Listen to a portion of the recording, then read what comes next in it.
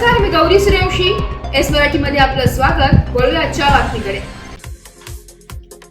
दिंडोरी विधानसभेचे लोकप्रिय आमदार तथा औषध व प्रशासन विशेष सहाय्यता मंत्री नामदार नरहरी झिरवाळ यांनी नवीन वर्षाच्या मुहूर्तावर मंत्रालयात जाऊन कार्यालयीन कारभार स्वीकारलाय.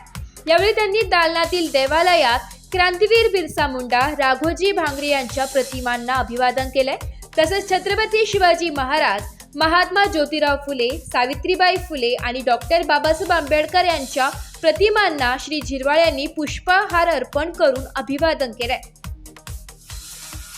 राष्ट्रवादीचे ज्येष्ठ नेते प्रकाश शिंदे यांनी माननीय नरहरी झिरवाळांचे पुष्पगुच्छ देऊन स्वागत करत जनतेच्या वतीने शुभेच्छा दिल्या. या प्रसंगी दिंडोरी येथील अनेक नेते उपस्थित होते. आमदार हिरामन खोसकर, राष्ट्रवादी काँग्रेस पक्षाचे तालुकाध्यक्ष राजेंद्र उफाडे, राष्ट्रवादी ज्येष्ठ नेते प्रकाश शिंदे, बोपे गावचे सरपंच तथा भाजपचे नेते वसंतराव कावळे, भास्करराव वसाळ, राष्ट्रवादी काँग्रेसचे जिल्हा नेते रामराव पाटील, राहुल कावळे, भगवान गायकवाड, दिंडोरीचे नेते उल्हास बोरस्ते यांच्यासह अनेक मान्यवर उपस्थित होते. यावेळी नामदार मंत्री मोहनदेव झिरवाळ यांनी सांगितले की कार्यकर्ते नेते आमदार खोसकर साहेब ज्यांचा सिंहाचा वाटा माझ्या सगळ्या प्रक्रियेत नेहमी सावलीप्रमाणे असतात ते सुद्धा माझ्या बरोबर आणि आम्ही पहिलं ठरवलं एकतर मतदार हा पहिला आणि त्याच्याबरोबर पक्ष आणि पक्षाने उमेदवारी दिली म्हणून आम्ही जनतेसमोर गेलो. जनतेने आम्हाला आमदारकी बहाल केली, आपलं प्रतिनिधी म्हणून पाठवलं. तर पहिले मी आपल्या माध्यमातून सर्व माझ्या मतदार बंधूंना, भगिनींना, युवकांना मनापासून धन्यवाद देईल आणि या 9 वर्षाच्या शुभेच्छा देईल. त्याचप्रमाणे महाराष्ट्रातले मागच्या 5 वर्षाच्या कार्यकाळात जे म्हणून माझ्या संपर्कात आले असतील नसतील त्यांनी सगळ्यांनी मिळून एक आमचा आमदार, आमचा प्रतिनिधी म्हणून ज्या पद्धतीनं माझ्यावर प्रेम केलं त्या सर्व महाराष्ट्रातील तमाम जनतेला मी 9 वर्षाच्या शुभेच्छा देतो. आणि पहिला दिवस आज मी त्या ठिकाणी जात असताना पहिले पार्टी कार्यालयात आम्ही गेलो. पार्टी कार्यालयात जाऊन तिथं आम्ही जे पदाधिकारी आहेत, तिथलं प्रशासन आहे, त्यांना सगळ्यांना शुभेच्छा दिल्या. आता आम्ही जाऊन तुमच्या साक्षीनं त्या ठिकाणी ताबा घेण्यापेक्षा नक्की नक्की. आणि तुमचं न्यू इयर रेझोल्युशन यंदाचं काय, म्हणजे काय करूशी वाटतं तुम्हाला 2025? 2025 मध्ये जे डिपार्टमेंट आहे ते डिपार्टमेंट आपलं, कारण ते डिपार्टमेंट कदाचित दिसणार नाही.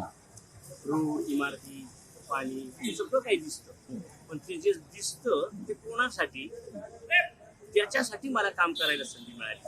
कारण अन्न, औषध आणि विशेष सहाय्य या सगळ्या अगदी न दिसणाऱ्या बाबी पण अगदी शेवटच्या काळातल्या आणि प्रत्येकाला एक त्याच्या जन्मापासून आखरीपर्यंत त्याला त्या विभागाचा निश्चित बेनिफिट होईल या दृष्टीने प्रयत्न करतो. बऱ्याच ठिकाणी भेसळ होते अन्नामध्ये, काही वस्तू असतात त्याच्यामध्ये, आणि या सगळ्या गोरगरीब जनतेपर्यंत पोहोचतात.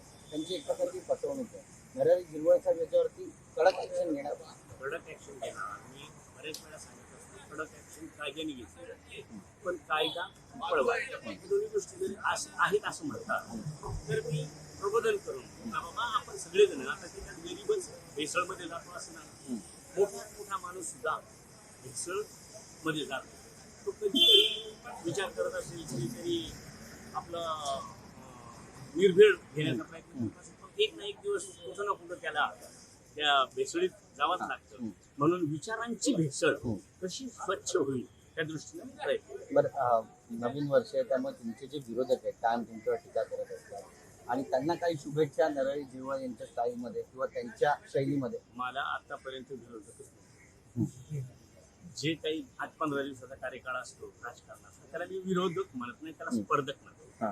तो स्पर्धेत आला, मी यशस्वी झालो, त्यांना थांबावं लागलं असेल, मी त्यांना सुद्धा मनापासून धन्यवाद देईन. कारण विरोधक असला तर कोणीतरी स्पर्धेत पास होतो, नसेल तर त्याला बिनविरोध मानतात, त्याला मजा नाही.